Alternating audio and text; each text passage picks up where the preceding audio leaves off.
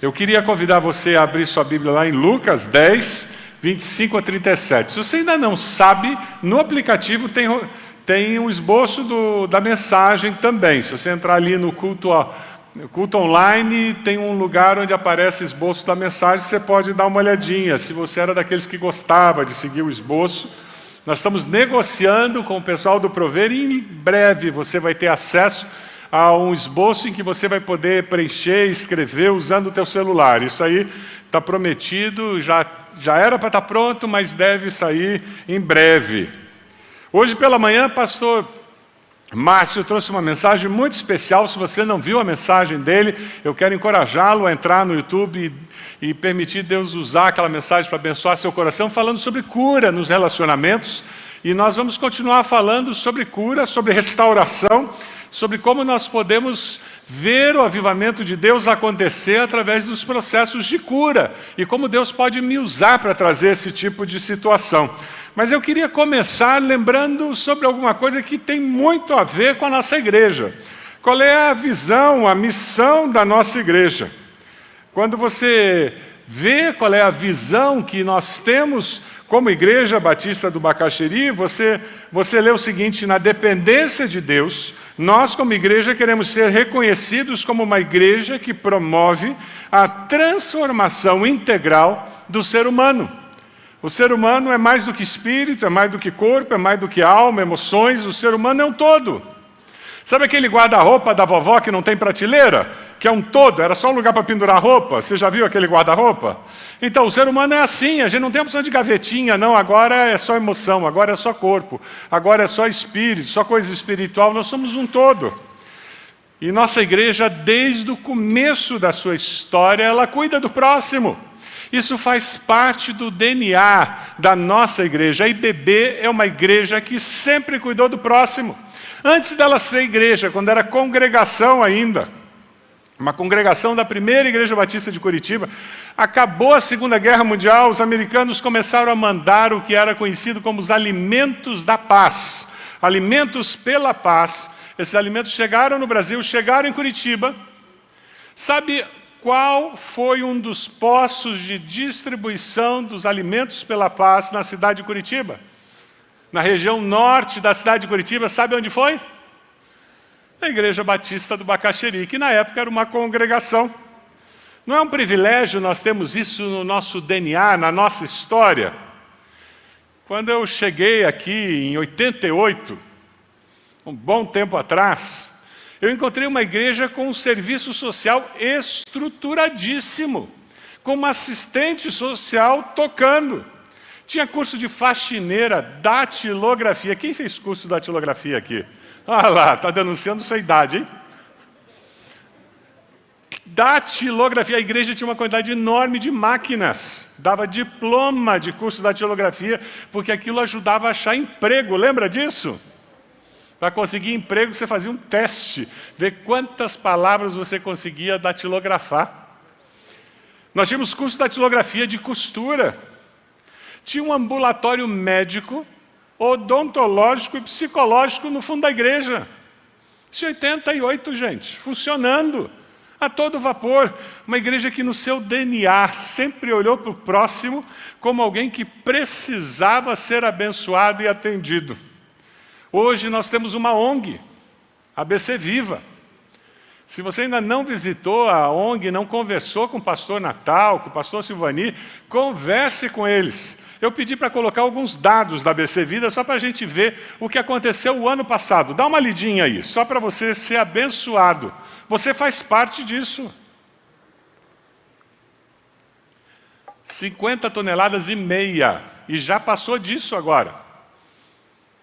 Porque a ONG não parou, porque o ano acabou.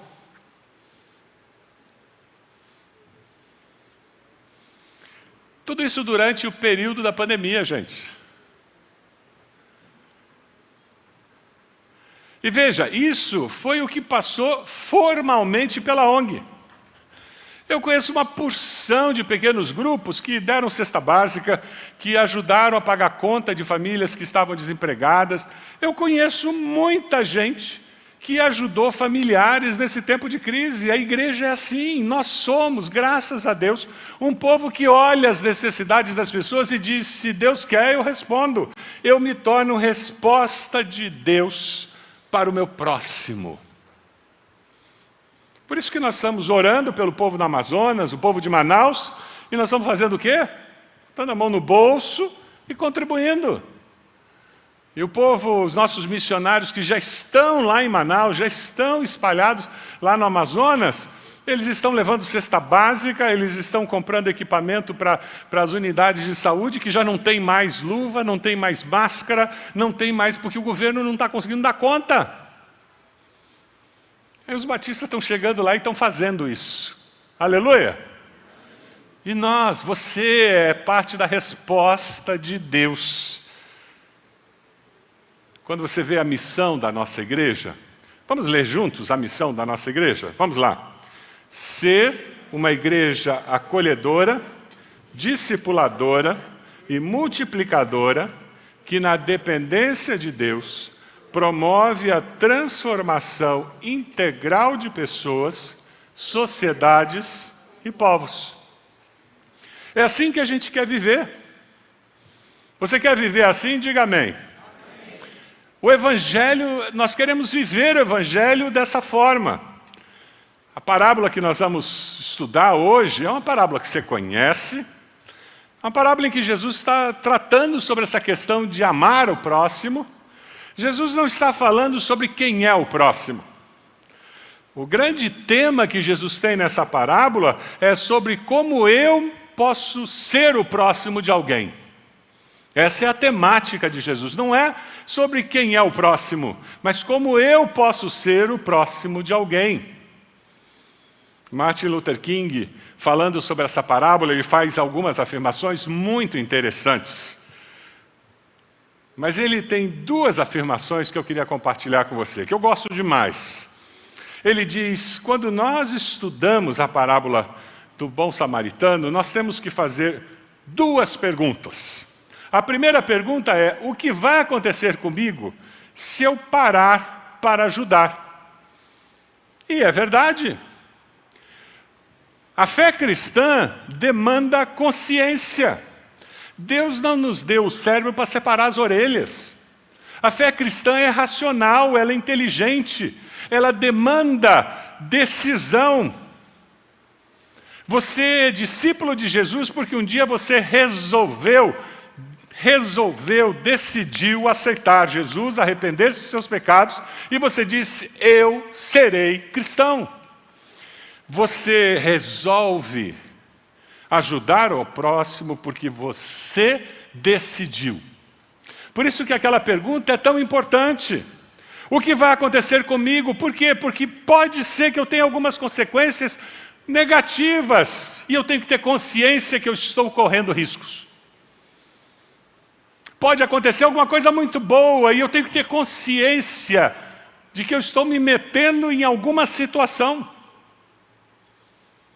Quando eu ajudo alguém, eu preciso fazer isso com consciência, e não simplesmente por emoção. E aí que vem muita encrenca nos processos de ajuda, até com parente.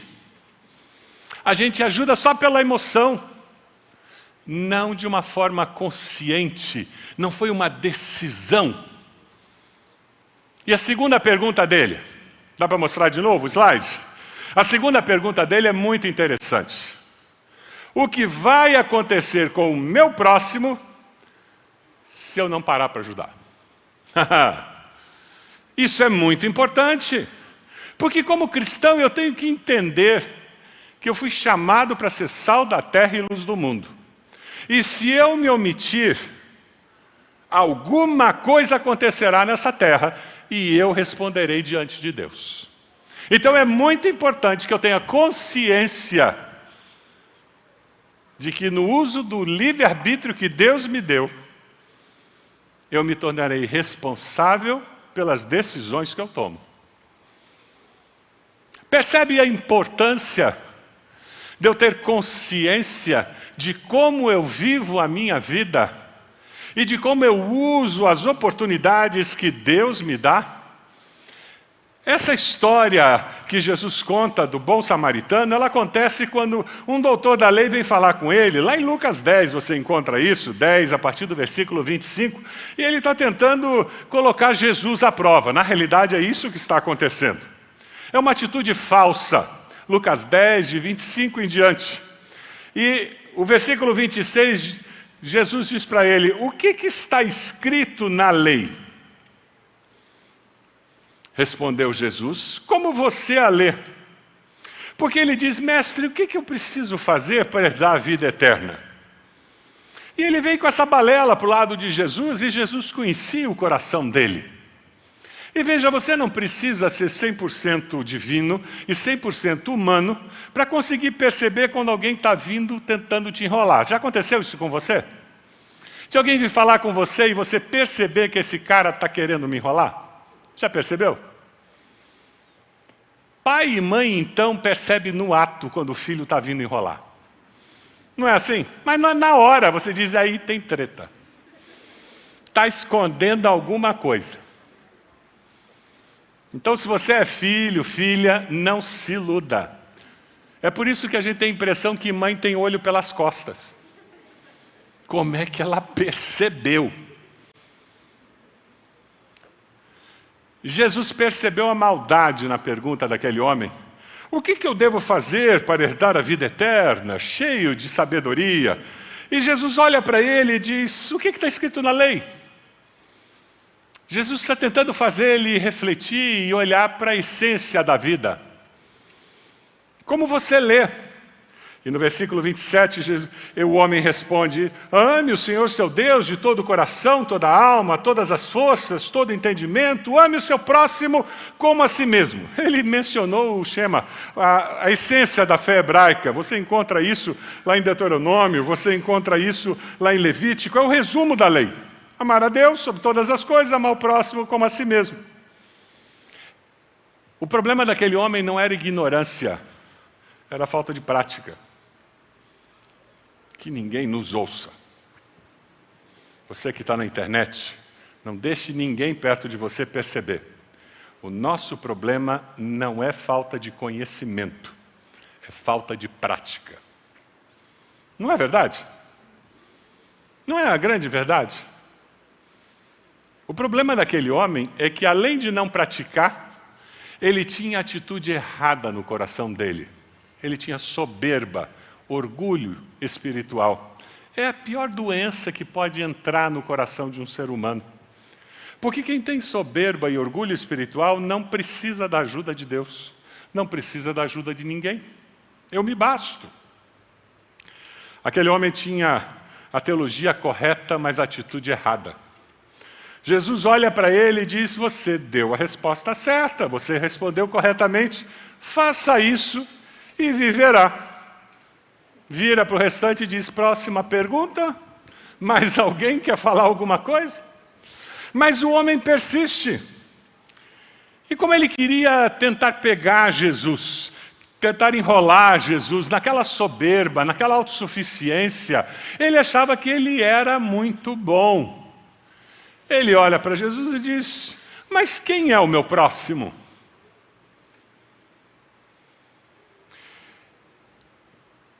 A Bíblia diz que quem busca, encontra. Quem pede, recebe. Jeremias 33:3 diz: clame a mim e eu responderei, e lhe direi coisas grandiosas e insondáveis que você não conhece. Você tem alguma dúvida sincera? Faça a Deus. Eu garanto a você que você terá resposta. Sabe por quê? Deus ama responder às nossas questões. Ele não tem medo das suas perguntas. Deus sabe tudo. E Ele tem alegria em responder às suas dúvidas, em aquietar o seu coração e a sua mente. Agora, não me venha com pegadinhas para Deus, porque Ele conhece o seu coração. E foi o que aconteceu com aquele homem. Quem faz perguntas sem querer respostas, ficará sem as respostas.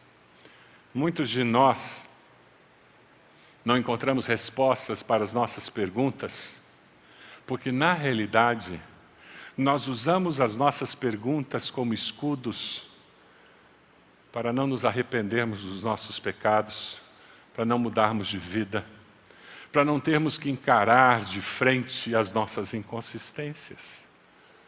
Então vivemos sempre com aquelas desculpas, com aqueles questionamentos do que me aconteceu, do que me fizeram, do que disseram de mim, do que poderia ter sido, do que deveria ter sido. E estamos sempre com esses questionamentos, mas de fato nunca buscamos uma resposta verdadeira de Deus para aqueles fatos que nos aconteceram. Porque não estamos dispostos a ouvir a resposta que vem de Deus. Jesus tem um coração misericordioso. Apesar da atitude daquele homem, ele queria alcançá-lo. Ele queria quebrantar aquele coração, como ele quer quebrantar o seu. Você quer que Deus traga avivamento para a sua vida? Deixe Deus quebrantar o seu coração nessa noite. Para ajudar aquele homem a enxergar a inconsistência do seu ser, a necessidade que ele tinha de enxergar a vida de uma forma diferente, Jesus conta uma história, uma parábola. Nós vamos ver um filme onde aparece a representação dessa parábola. Deixe Deus falar ao seu coração através desse filme.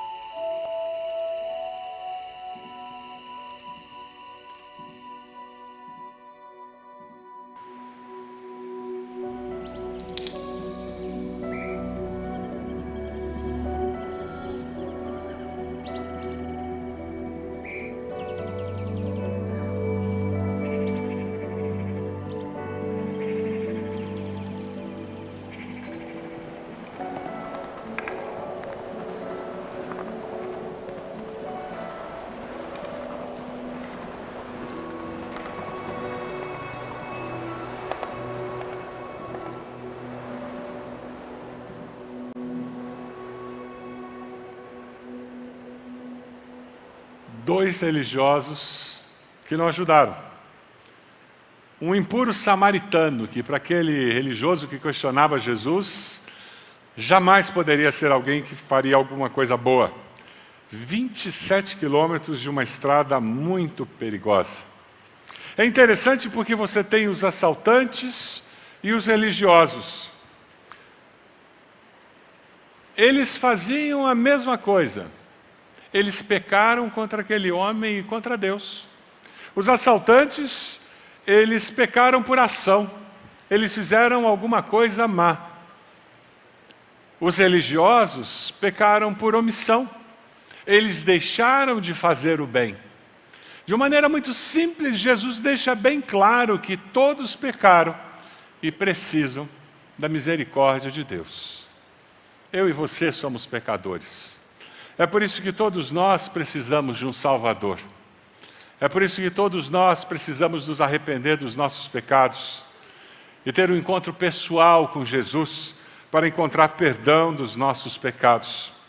Você reconhece que muitas vezes você peca por ação? E quem sabe nesse ambiente de pandemia você tenha prejudicado alguém? Você tenha perseguido alguém? Quem sabe até lá no seu trabalho tenha implicado com alguém que não produz como você gostaria que ele produzisse ou que ela produzisse? Talvez você tenha falado mal, tenha caluniado alguém? Ou quem sabe você tem pecado por omissão. Sabe fazer o bem e não faz. Eu tenho mais o que fazer com a minha vida, diz você. Eu posso ajudar e não ajudo. Eu posso desmascarar uma mentira, mas me omito. Eu não vou me meter em confusão. Eu posso exortar um irmão, uma irmã, e não faço. E deixo aquela pessoa no caminho errado.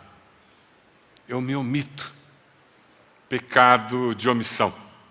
O contraste entre os assaltantes e o samaritano é gritante.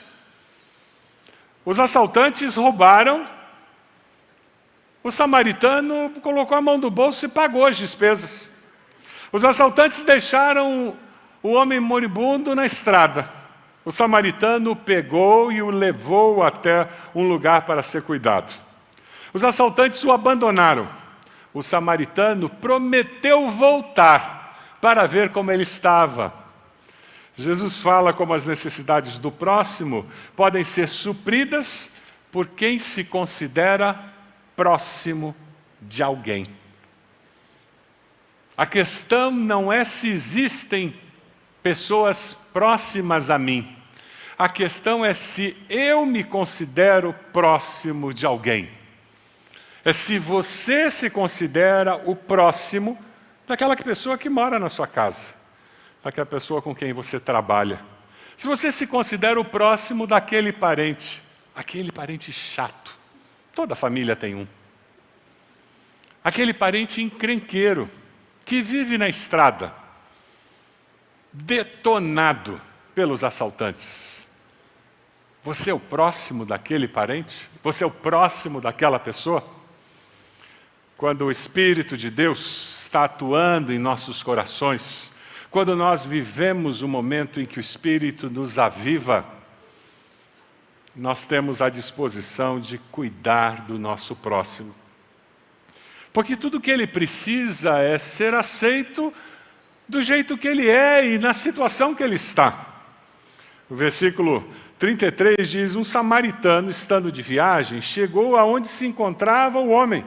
E quando o viu, teve o quê? Teve o quê? Teve o quê? Olha para a pessoa que está perto de você, se você tem alguém pertinho de você, e diz assim: você é uma pessoa piedosa? Você tem piedade dos outros? Quando você vê alguém todo estrupiado, você tem piedade dessa pessoa?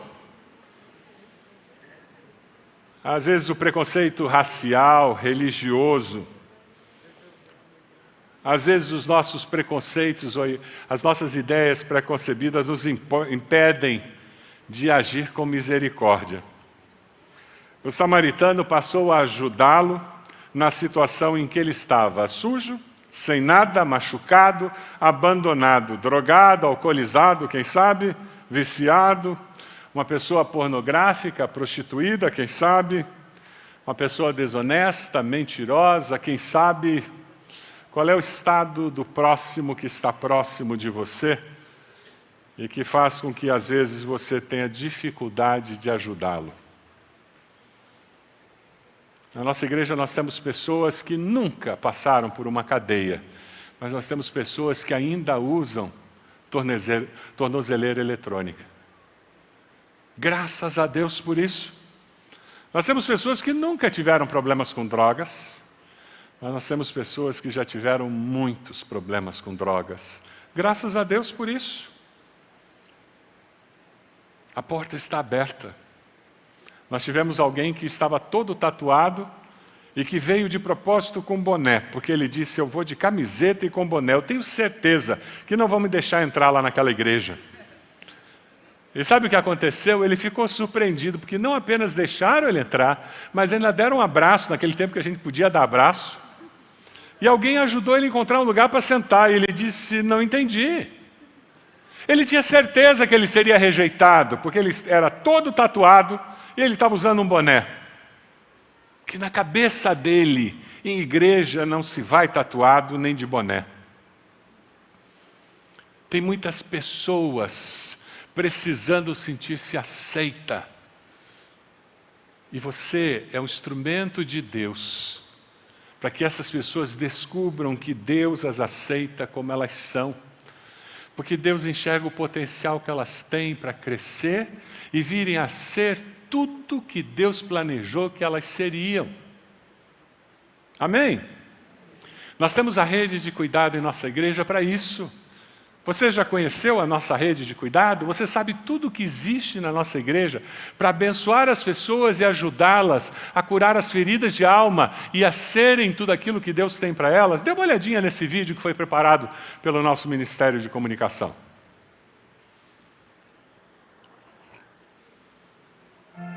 A rede de cuidado existe para dar suporte aos pequenos grupos e atender às demandas que surgem, sejam físicas, sociais, emocionais ou espirituais, através de diversas maneiras. Atende, por exemplo, famílias com necessidades sociais pelos programas da ONG ABC Vida, como o Enxoval Solidário e a entrega de cestas básicas. Dá suporte para dependentes químicos e suas famílias através do Grupo Resgate. Atende e acompanha pessoas que desejam viver um processo de cura e libertação. Presta também apoio a famílias enlutadas. Assiste na área da saúde em diversas especialidades, como psicologia e fonoaudiologia, através da policlínica. Possui rede intensa de intercessão. Promove retiros para revisão de vida e encontros que proporcionam restauração por meio do programa Celebrando a Vida e Celebrando a Restauração. E também oferece aconselhamento bíblico e atendimento pastoral. A rede de cuidado nos dá apoio para que, primeiramente, possamos ser cuidados e também possamos cuidar bem daqueles que Deus coloca sob a nossa responsabilidade. O desejo do nosso coração é que você venha como está e descubra tudo que Deus tem para você. Não é venha como está e fique atolado nessa situação que você está vivendo. Deus tem algo melhor, Deus sempre tem algo melhor para nós. Deus sempre tem algo melhor para você. Deus quer que você cresça, floresça, você seja tudo aquilo que Ele sonhou e planejou. Deus cura as nossas feridas, Deus nos liberta daquilo do nosso passado que nos atrapalha, Deus potencializa aquilo que no nosso passado nos abençoou e faz com que o futuro seja melhor ainda. Você acredita nisso? Diga amém.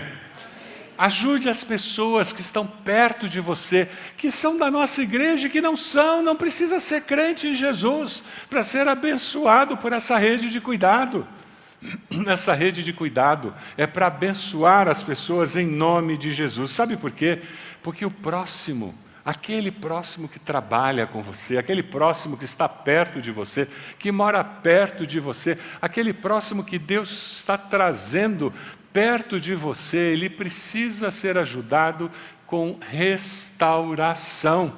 Nós precisamos experimentar essa restauração. Se você vê o versículo 34, ele se aproxima, enfaixa as feridas, derrama vinho e óleo, coloca sobre o seu próprio animal, leva para a hospedaria, cuida dele. É disso que nós precisamos, é isso que uma igreja faz. Ama as pessoas, cuida delas. Nós temos pequenos grupos para quê? Só para a gente encher uma noite na semana? Por favor, não é para isso não. Não é só para ter mais uma reunião, não.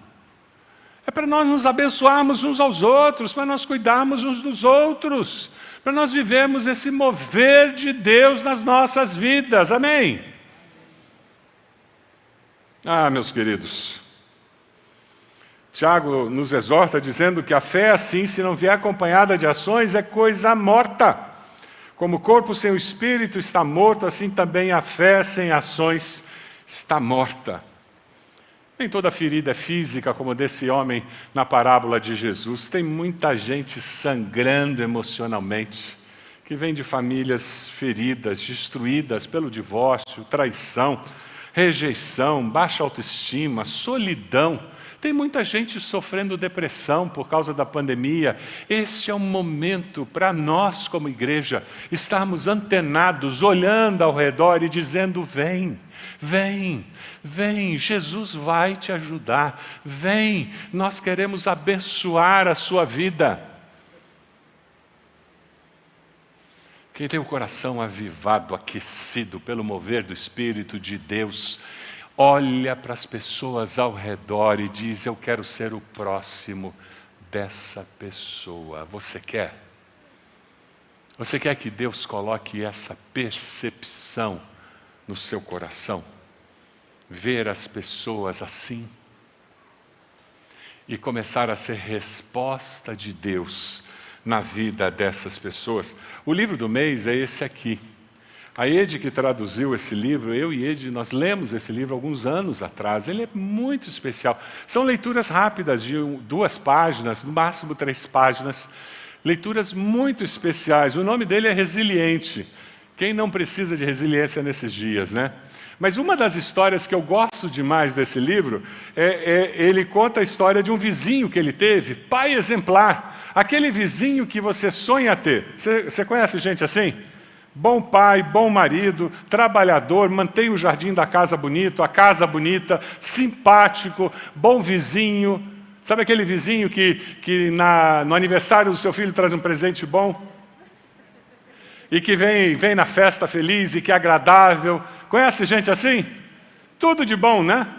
E de repente, num assalto a banco, ele é ferido. Ele é ferido e foi preso. Sentenciado a 90 anos de reclusão. Que susto! Ele era um dos criminosos mais procurados na Flórida. Ninguém sabia que era aquele vizinho simpático. Ele, desde a sua juventude, ele estava envolvido em pequenos crimes e vivia uma vida dupla. Mas a coisa começou a se agravar depois que a esposa faleceu de câncer. Sabe o que esse vizinho falou? Meus roubos não tinham nada a ver com dinheiro. O propósito era me sentir vivo, para aliviar o estado morto, deprimido em que eu me encontrava por ter perdido minha esposa. Eu precisava da adrenalina do roubo. Por isso que eu roubava. E ele foi para uma prisão na Flórida chamada The Brock. Era uma prisão que tinha muito estupro, violência. Era um terror aquela prisão. Era considerada a pior prisão do estado da Flórida. Esfaqueamento, espancamento, assassinato e estupros eram comuns. Isso acontece lá também, tá? Não é só no Brasil, não. Mas enquanto ele estava lá, quem ouviu sobre Jesus através de um capelão prisional? Sabia que a sua igreja tem um ministério na penitenciária feminina há décadas e tem mudado a história de muitas mulheres através dessa capelania prisional? E você tem abençoado, através dos seus dízimos e ofertas, esse ministério, e muitos membros da igreja têm abençoado indo até lá, falar de Jesus para essas mulheres. É interessante porque ele aceita Jesus, ele começa o estudo bíblico ali dentro, o número de estupros na cadeia começa a cair e os guardas começam a pedir oração para ele e para os amigos dele. E tem uma afirmação aqui nessa devocional que tem no livro, que diz: as leis não podem mudar os corações, mas os corações podem mudar os homens. E foi o coração mudado dele que começou a afetar aqueles homens que estavam naquela prisão. O coração mudado começou a afetar aqueles outros homens que estavam na cadeia.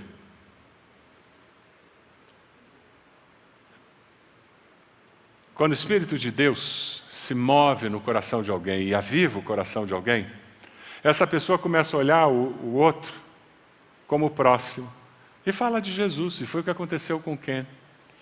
E mesmo na cadeia ele começou a falar de Jesus para os outros, e os outros começaram a se converter, ele começou a discipular, e ele conseguiu mudar o ambiente de uma das piores cadeias da Flórida. E você tem dúvidas de que você pode mudar o ambiente da sua família?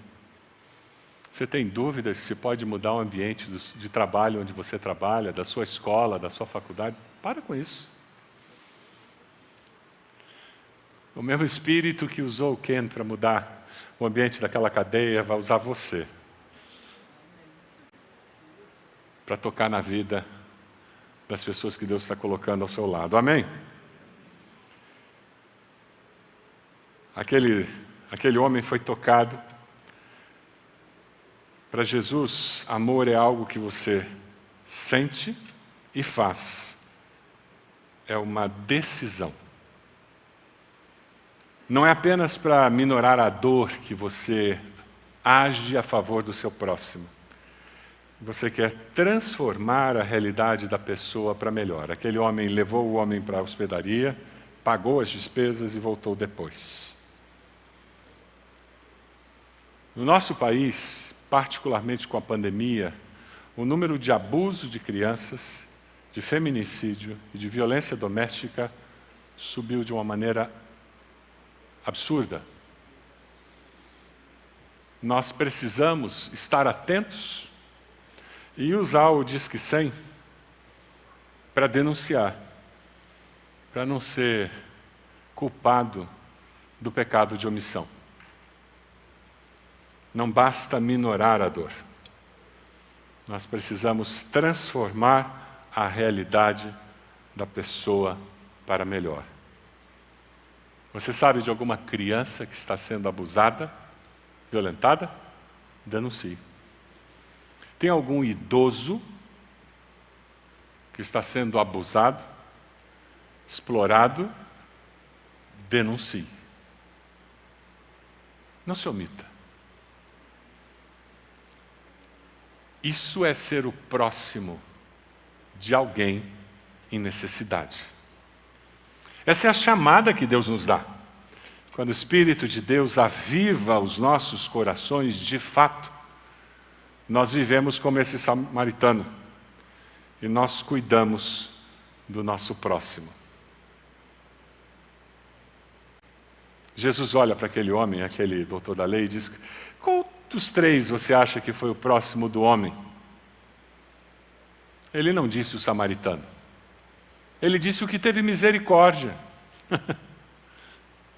Jesus olha para ele e diz: vai, faça o mesmo. É isso que Jesus está olhando para você hoje e dizendo: vai, faça o mesmo. Você pode olhar para a pessoa que está perto de você e dizer: vai, faça o mesmo. Vai, faça o mesmo. Esse é o desafio de hoje. Eu não estou preocupado em tentar descobrir quem é o meu próximo. Eu não tenho que ir para baixo do viaduto. Eu não tenho que procurar um morador de rua para encontrar um próximo para ajudar. É muito clichê achar que o morador de rua que precisa de um sopão é que vai ser o meu próximo. Jesus foi muito mais profundo do que isso. Não tenho nada contra a gente levar sopa para o morador de rua. É bonito. e necessário em muitas circunstâncias. Talvez ele precise mais do que a sopa. A gente pode até conversar sobre isso. Mas eu estou falando sobre você ser o próximo das pessoas que Deus tem trazido para perto de você. Como será conviver com você sendo próximo de alguém? Como será conviver com você sendo resposta de Deus na vida de alguém? O que acontecerá na vida dessa pessoa que convive com você, porque você é a resposta de Deus na vida dela? De que maneiras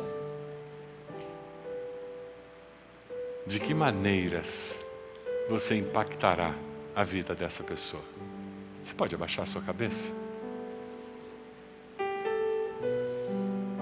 Eu decido aceitar pessoas como elas são e levá-las até Cristo. Essa é a sua decisão. Eu decido envolver-me no processo de restauração da imagem de Deus no meu próximo, ajudá-los a crescer. Eu decido ser resposta de Deus na vida do meu próximo. Eu confesso Jesus como meu Senhor e Salvador. Eu me arrependo dos meus pecados.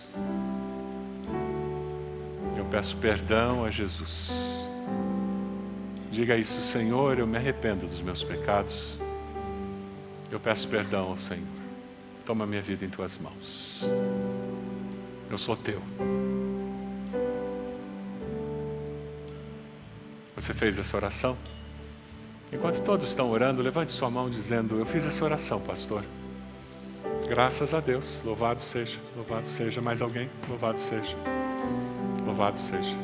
Louvado seja. Louvado seja.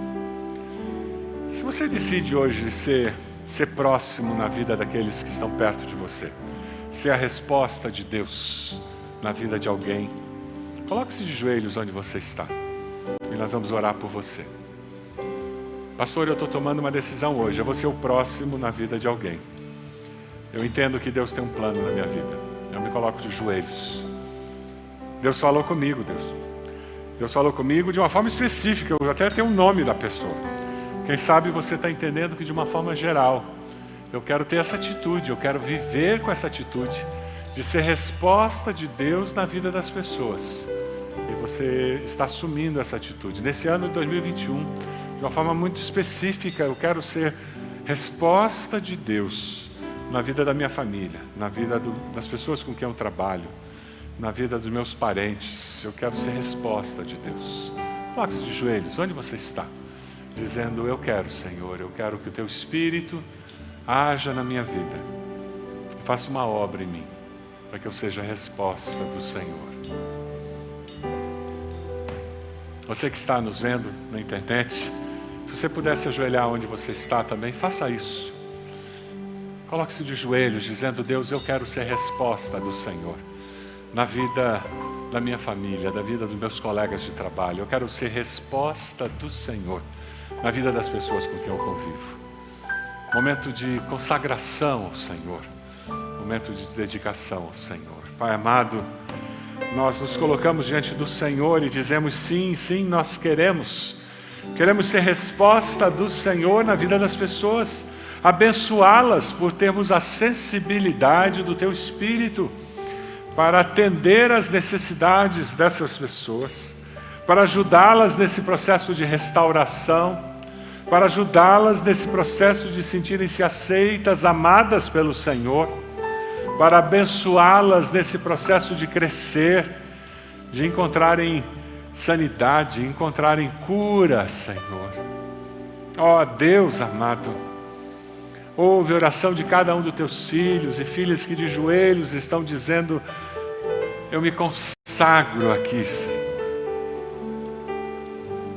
Ó Deus,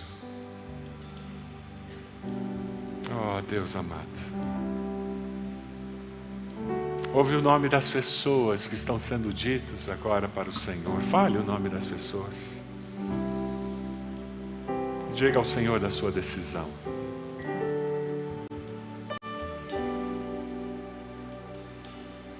Oh, Deus amado, nos consagramos a Ti, Senhor, a Ti somente nesse momento.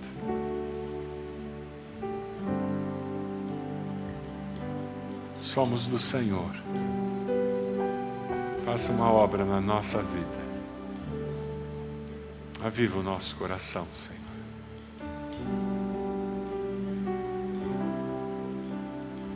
Cumpra, Senhor, os Teus propósitos em nossas vidas, para que nós possamos abençoar aqueles que estão próximos de nós. Confirma no coração daqueles que levantaram suas mãos, dizendo que oraram, confessando Jesus como Senhor e Salvador. Fala ao coração deles. Essa é a nossa oração. E nós a fazemos no nome de Jesus. Amém, Senhor. Amém.